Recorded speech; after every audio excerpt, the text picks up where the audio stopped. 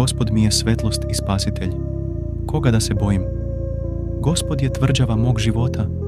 Od koga da strahujem?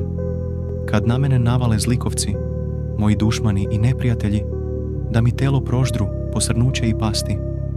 Ako se i vojska utabori protiv mene, srce mi se neće bojati. Ako i rat protiv mene povedu, i tada ću biti spokojan.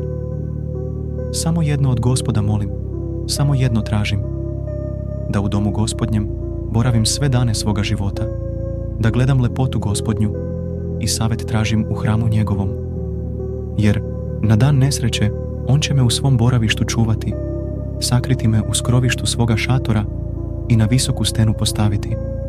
Tada ću dići glavu nad neprijateljima oko sebe.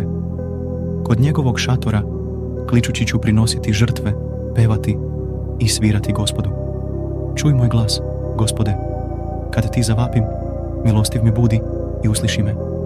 Srce mi kaže, traži njegovo lice. Tražit ću tvoje lice, Gospode.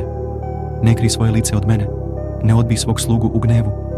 Ti si pomagač moj. Ne odbaci me i ne ostavi, Bože, spasitelju moj. Ako me otac i majka ostave, Gospod će me primiti. Nauči me svom putu, Gospode, ravnom stazom me vodi zbog mojih neprijatelja. Ne prepuštaj me volji dušmana, jer lažni svedoci protiv mene ustaju.